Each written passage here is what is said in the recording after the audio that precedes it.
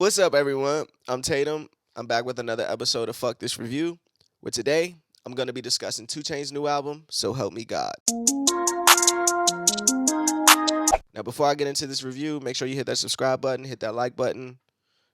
Help me go up in the algorithms. Let me show up on those main pages and shit on YouTube. You know how the shit goes. Yeah, let's get into this shit. So 2 Chainz dropped a new album, So Help Me God. He's been promoting it for a couple months now, and the first thing I remember is when he announced it, was like, wasn't that Kanye's album title? So I thought that was, I just thought that was funny. Like that's like somebody. Well, I guess if does it count if the artist announced the album title but don't use the album title? Like if 2 Chainz named it Yandi and shit. Uh, anyway, so that was my first thoughts going into it. I was looking forward to it because I like 2 Chainz last album, Rapper Go to the League, but it was kind of lackluster for me. I love Pretty Girls Love trap music. I think that's his best album to me. The sequence, the songs, I think everything just works out on that album. And when I got the last one, I was just kind of taking it. I was like, it's cool, but it's just not as good as that last one. And I know that's like a crazy thing to keep putting up against the artist, but I wanted to see I just wanted to see where he was going with this one. It's called So Help Me God. So I don't know. I just was wondering where he was going with it. Going into it, Lambo wrist, I was like, okay, well, this is. I was wondering, well, is this gonna be just like a 2 Chainz album? Like, uh, what I mean is, oh, we're just gonna get that sounding. Or maybe that was just the intro, so I just let it go. I was like, I like Lambo wrist, but it was like, so with a title like So Help Me God, like, and this is your last album on Def Jam. So I get it. It means two things. Like when an artist is on their last album with the record company, it can mean two things. It usually means that they're gonna give you that half-ass album, and just to get the fuck out this contract, or they hold some type of like, oh shit, this might be my last one kind of thing, and it'll be great. But for the most part, it's never really that. It always feels like a throwaway album, and that's kind of how I felt with this. Like to be truthfully honest with you, like it feels like it was a bunch of 2 Chainz had a bunch of songs, and he's like with one verse on it, and was like with one verse in the hook, and was like, let me find somebody to finish this song with me. Like that's what it sounded like to me. Yeah, even fucking when I heard Moneymaker, I was like, I don't like this song. Like I do not like that song. I don't. I love the sample. You can have a piece of my love, but I just don't like it. Like I get it. Maybe if like schools were open and people can go to homecoming and you can experience the way it's supposed to be experienced, but I just don't like that song. I think my thing with 2 Chainz is that, bro, like 2 Chainz can rap, and at this point, this like your sixth album, something like that. Like let's try to break the mold a little bit. Like I remember at one point, Q-Tip was supposed to executive produce an album for him. I think that was like before Rapper Go to the League, and Kanye wanted to executive produce this album, but fucking it was too late. Kanye be coming in the shit with 2 days before you got to turn it in and be like, let's redo your whole album. And I want to do all the beats. Like, nah, nigga, I already got my plan, videos ready. It's kind of too late. And I heard 2 Chainz in the interview that said like, if and when he does do that Ye project, he would want it to be, he want to be free, like from his contract. And if this is his last Def Jam album, let's do it after. You know what I mean? I can understand that, but some song like Moneymaker, Quarantine Thick, it's just like, because it's supposed to be the experience. I would assume what I got from is like 2 Chainz thoughts and experiences while in quarantine for the past year.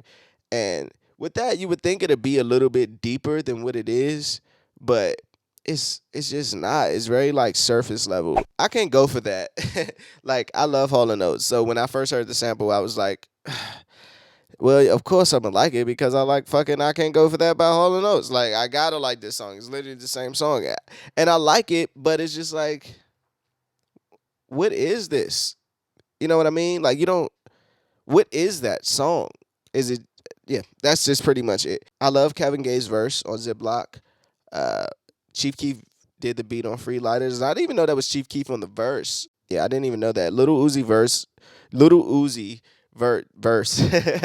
sound like it needed to be mixed a little better. It was another song on here I thought it should have been mixed a little bit tighter, but I can't even think of which one it was. I thought Southside Hove was gonna be better than what it was just from the title alone. And I'm kind of tired of the Jay-Z flips. Like, can we please stop sampling dead presidents? And I'm feeling it. And what other Jay-Z Can I Live? Like, let those songs be those songs, and please stop sampling Hove. Please and thank you.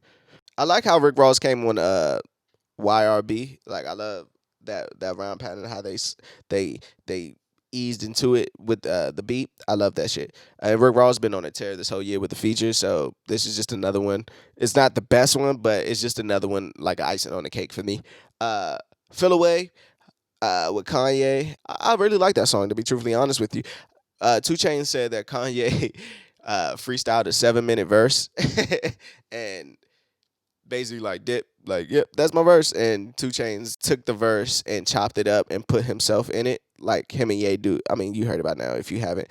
Him and Ye do a back and forth on the second verse, which is cool. But I would love to see or hear what the fuck the rest of the shit was about, because 2 Chainz was like, he was talking about political shit and presidential shit, and it was just like a lot. He, I guess, trimmed it down so it won't be crazy, and that he wouldn't get, for lack of better words, overshined. Like if you let Kanye do a 7-minute verse on a song, I'm pretty sure that's all that's going to be talked about.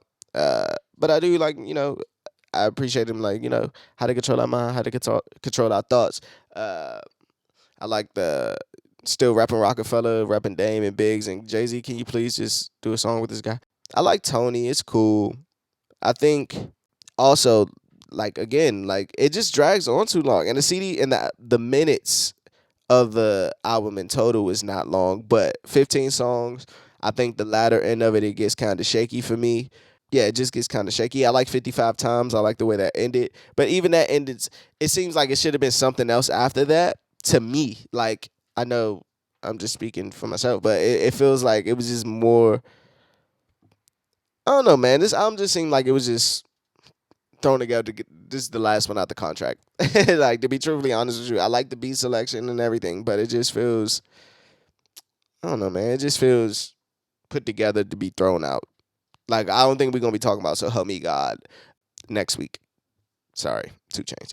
All right.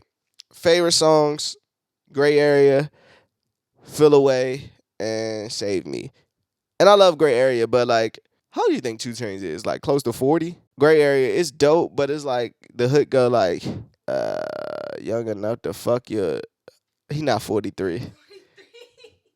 Yeah, then I got to take Gray Area off because he too old to be talking about young enough to fuck your, what the fuck he say? Old enough to fuck your mammy or some shit. Young enough to fuck your sister, but old enough to fuck your mammy.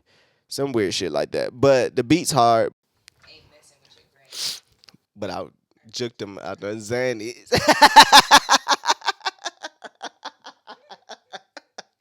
I knew that part. He had to juke that old bitch out doing Zannies.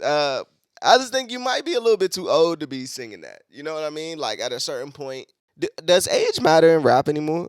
Like, do kids look at rappers and be like, how old is this guy? He shouldn't be rapping like this. Because if that's the case, like 2 Chainz, he looked 43 or close to it. And I don't think, we got to start holding these niggas accountable for the shit they be saying.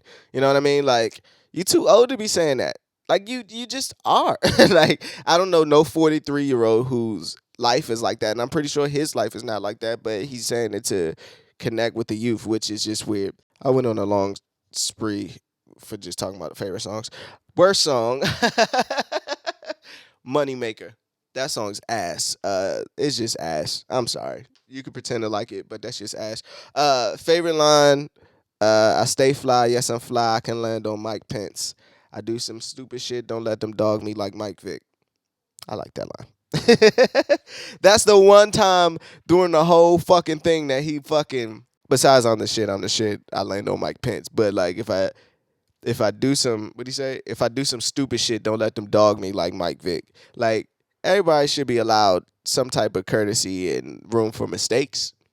But in the social media era, we don't really get those. How many fucks does this album get? I'm